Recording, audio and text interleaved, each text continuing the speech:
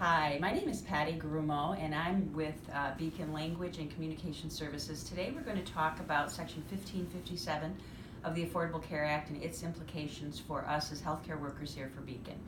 I have a short slideshow I'd like to use to just review this information, so I'm going to step out of the slide and we'll focus then on the slideshow behind me. Thank you. Essentially, the whole purpose of the Affordable Care Act, if you all recall, when it was signed into law in March of 2010 by then President Obama, was really to ensure that we have quality access to care for health care for all persons.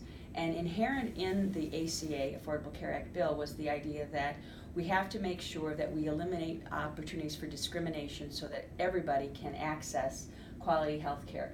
1557 of the Affordable Care Act does prohibit discrimination based on some already previously covered anti-discrimination statutes, including sexual or gender identity or expression and disability.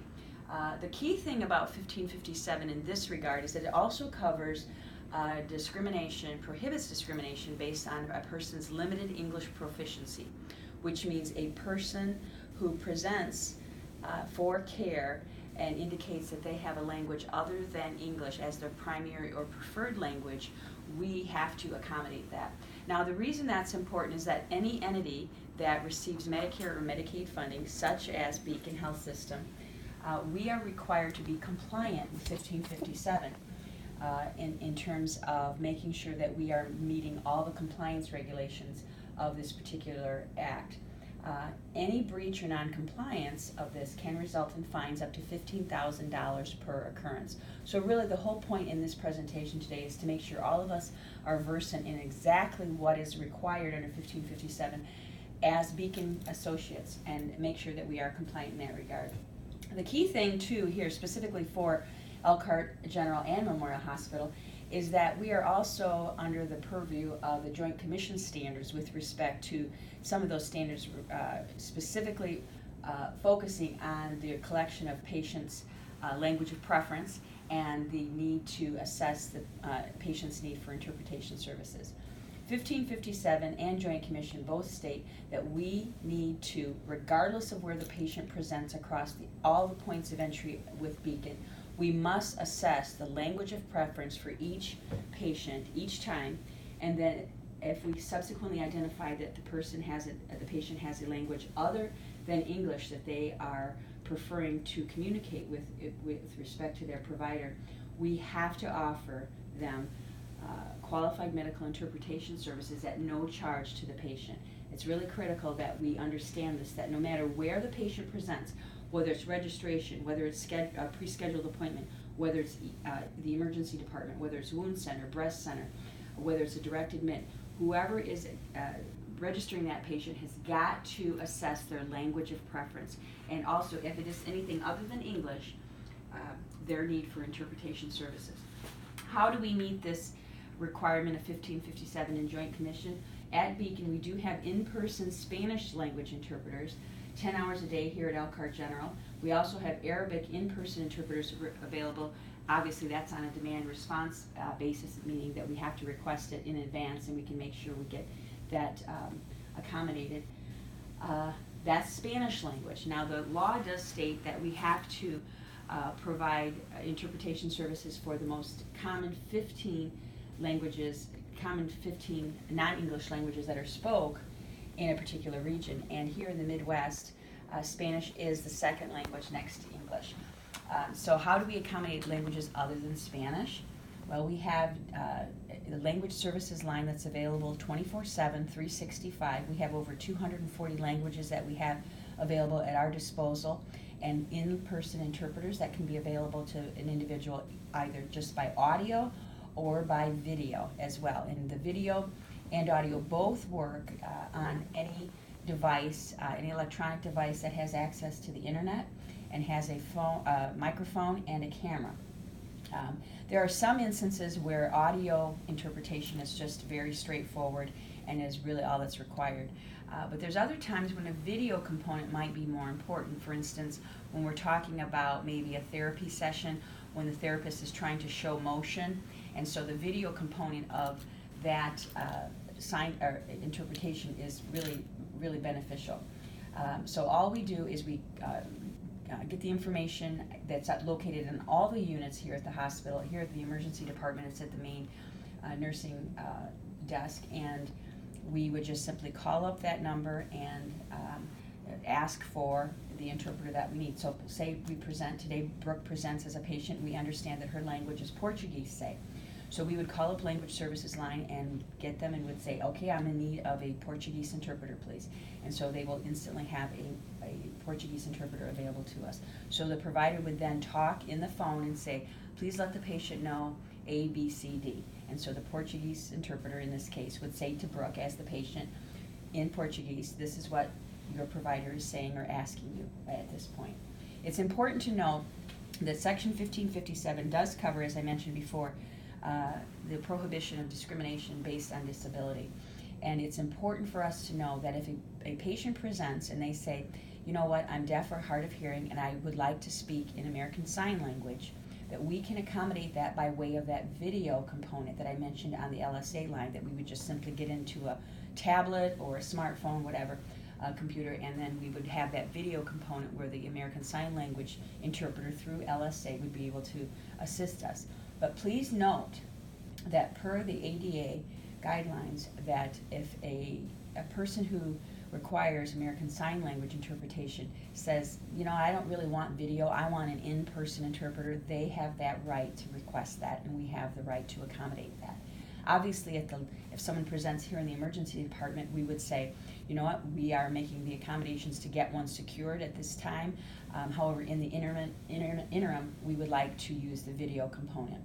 So simply what you would do at that point is call the language services line here in the house, which is 647-1368, and let us know that you've got a patient that is requiring American Sign Language in-person interpreting, and then we will make accommodations. We do have a requirement for our contracted ASL contract vendor that they need 48 hours notice. Obviously, when you have an in-person interpreter coming on site, there has to be a little bit of update forewarning notice beforehand.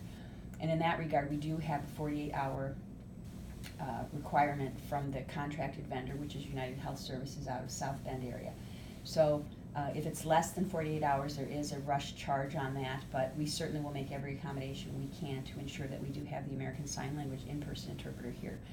But if the person presents, obviously, and they're in the emergency department and they have an imminent need, we would start with the video ASL through the language services line, and then go from there in terms of trying to secure that in-person interpreter. Okay. We cannot use minors to interpret, and the reasons for that should be pretty straightforward, but just for knowledge for everyone, minors do not have the maturity to understand a lot of the information that's being provided to the patient. They may not know the correct interpretation words to explain to their adult patient what exactly is going on. They don't have the sophisticated medical jargon necessarily, or medical terminology to understand even what is being told to them. And also the other component of that, and I think that's an important piece to put out there, is that many times, especially here in the ED, patients might present with very sensitive situations. So let's say I come in and I have my child with me, and let's say I'm being seen for an STD, or what I suspect may be an STD. I may not be as willing to foreclose all that information to my child to interpret to the clinician, like where I've been, what I've been doing, what my business is. If I have maybe, I'm here for assault issues or domestic violence issues, there may be things I'm not going to be as candid with the provider because my child is being the interpreter. So we really don't want to do that. There are extenuating circumstances, and when I say extenuating, I mean very much so extenuating, extraneous circumstances when if we've exhausted all other possibilities in terms of trying to secure an interpreter for a patient, and we cannot do that, we cannot access one, and all we have is the child there. Let's use a very extreme example here. Let's say all of a sudden we've got 25 inches of snow, and the snowstorm, our language services lines are down. We can't access any of our interpreters, they can't make it in, and a patient presents and their child's with them and they're bleeding profusely and they're at danger of risk of loss of limb or life, and we've got to figure out what's going on. In those kind of very extreme situations, we can use a child for an interpreter, a minor, I should say. But it has to be documented, and it better be very much validated and verified that there was a very distinct reason we absolutely had to, at the 11th hour, use the child for interpretations. When patients bring their own interpreter, I'm sure this is something we see in the ER often, we, of course, reassess the person's language and we ask them, what is your preferred language to speak with your provider today? And if they say a language other than English, we say we offer you free qualified medical interpreter services today if you would like those. Many times patients will present with another person with them to interpret for them. So let's use the example. Say I'm here with Brooke. I come in with Brooke, and let's use the Portuguese speaking example. I speak only Portuguese, and Brooke speaks both Portuguese and English. And as they're explaining this to Brooke, as the Beacon registration people are explaining this, Brooke's telling me, well, no, she's saying she wants me to interpret for her. Patty would like me to interpret for her. Can that happen? Absolutely. But the patient must sign the waiver. There's a Beacon waiver. It's a declination of interpretation services where it's very clear that I'm signing away my right to a qualified medical interpretation services at no charge offered through Beacon. Why is that important? Well, you all know if it's not documented, it didn't happen. And so we know nothing about who I'm bringing in as an interpreter. We know nothing about the nature of my interpreter. We know nothing about her or his relationship with me as the patient. We have to make sure that me, as the patient, that I understand fully what I'm signing away. And so we have to have that interpreter waiver signed by the patient, not by the interpreter that they bring in. I hope this is very straightforward why this has to be this way. When people come to the emergency room, they present. We know nothing about the relationship between the patient and the interpreter. And we see this often when we have situations where we have maybe more of a submissive person who's the patient and a more dominant person who may be the interpreter that the patient is asking to be in that role. But we know nothing about that relationship. And so we have to always remember, whoever controls the flow of communication controls all of the information that goes between the patient and the physician. So that means, let's say there's a domestic violence situation, and say I'm the perpetrator and I'm bringing in the person who's been damaged perhaps by me, and they can't speak English, but I can speak English and the other language of the patient. It's very clear that if I'm the perpetrator of whatever reason is causing the patient to present today, I'm going to be very guarded with the information that's provided, and I'm going to be not as forthcoming as I necessarily want to be, because I control all the information. And obviously if I'm doing something that's untoward toward this individual, I'm probably not going to want to be real candid about it. We do see this in the literature. This happens quite often with victims of human trafficking. Obviously the perpetrator or the handler of the victims, whatever is happening to the victims is causing them to present as patients in the hospital setting. If I'm the perpetrator or the handler, I am going to make sure that I control every bit of information that goes between the patient and the provider. So we have to make sure the patient understands what they're signing away and what they have the right to. The waiver must be read to the patient, not by the interpreter they've brought to them, but by the way of the language services line. I hope that's really clear why that is, because again, if I'm the perpetrator and I'm saying, no, Brooke doesn't need an interpreter, I'm going to be your interpreter, and Brooke has to sign that interpreter waiver,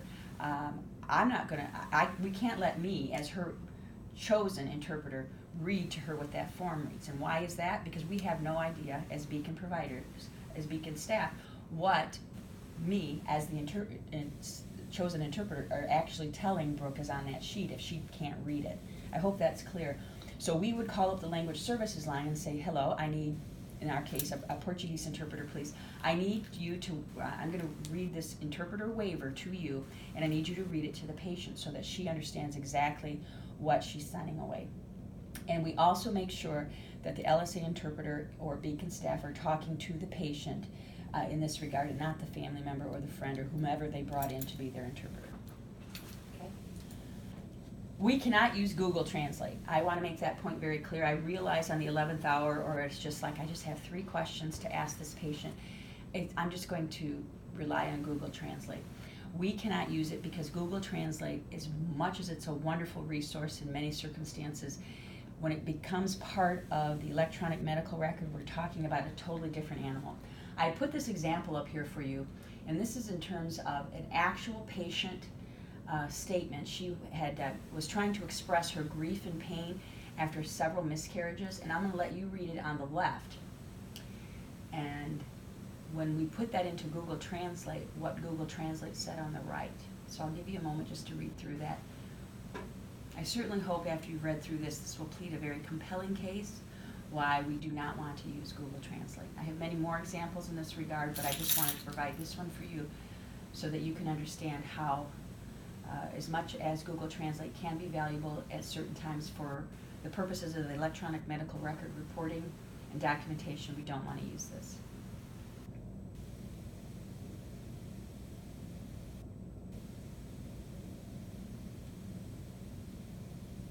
I mean, I'm just going to point out a couple of things here, and you can see here she's talking about curettages and miscarriages, and they called it illegals and unnecessary catches.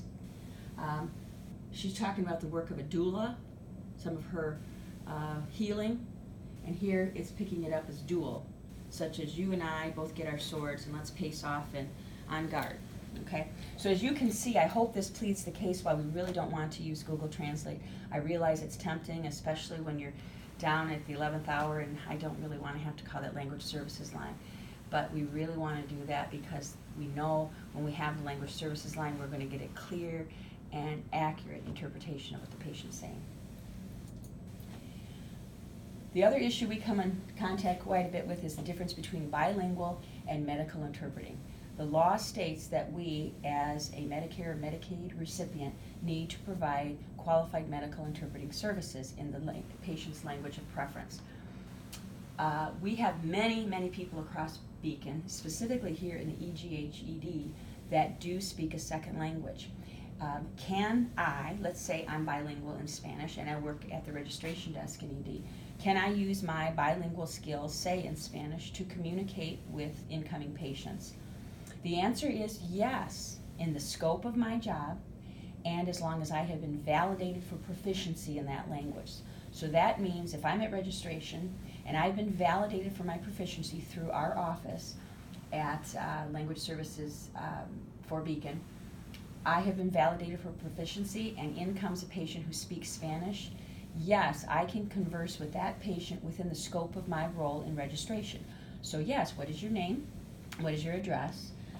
Your insurance? What's your presenting complaint today, etc. Whatever happens during registration in the normal scope of my job, I can speak with the patient. Let's say now it's time for the patient to go back and meet with the ED physician or be triaged by the nurse. Can I go back with them and interpret for the provider? And the answer is no, not if I'm only bilingual. I have to be a medical interpreter because by virtue of the law, it states we have to have qualified medical interpreting services available for the encounter between the provider and the patient. Now, we do offer at no cost to Beacon Associates an online medical interpreter curriculum, and if you successfully pass both components of that, you will be a certified medical interpreter through Beacon. And in that instance, if I do complete those requirements, I can also interpret within the encounter between the doctor or the nurse and the patient. My name tag will state Spanish medical interpreter. So you as a staff person, if you're saying, can this person interpret? Yes, they have Spanish medical interpreter. If another person has Spanish bilingual, that really is more or less for the patient to know this person is bilingual and I can communicate with them in the course of that staff person's regular work. The difference, the bilingual has been validated for the proficiency in the second language, and they can use the language in the scope of their current job duties and converse directly with the patient. For medical interpreter staff, they've completed an accredited course in medical interpreting, and they are there when the encounter between the provider and the patient happens. and they interpret. Essentially, they're the third leg of the stool between the patient and the provider. And their badge states, again, that they are a medical interpreter. So we have to make sure when we're talking about the actual diagnosis and treatment of the patient, we have to have a medical interpreter there.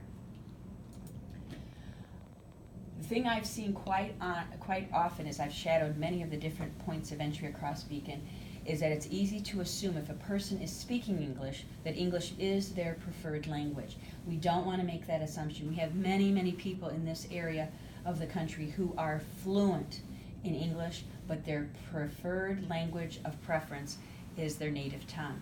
And the reason that's important is because the research shows that when people are emoting in very emotional states, they typically defer to their first language that they knew or knew growing up, and that's how they learn to express emotions. And I think I'd have your agreement that when people present to Beacon, many times, especially in the ED, they're in very emotional states. They're angry, they're frustrated, they're scared, they're in pain, they're anxious, and it's very natural for us to emote in our native tongue. So even though someone may be bilingual in English, we always want to ask that question, especially if sometimes people present and their English is very choppy or clunky, but we might think, well, I can still understand them. We still have to ask them what is their language of preference for communicating. And then if they indicate any language other than English, we ask them, will you be needing our free medical interpretation services? And if so, we go ahead and get either this in-person interpreter for Spanish speakers, or we go ahead and call the language services line for languages other than Spanish, or for Spanish language if it's off hours when we have a live interpreter here.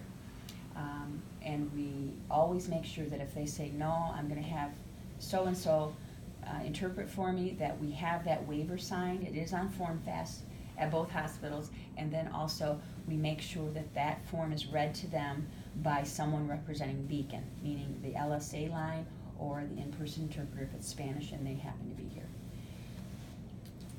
So that's the end of the presentation. If there's any questions, feel free to bring those to my attention. I'm at 647-1368 or 647-5010. Happy to answer those. And if any of you need additional information or additional in-services, I'm very happy to do that. Thank you so much for listening today, and I hope you have a great day. Thank you.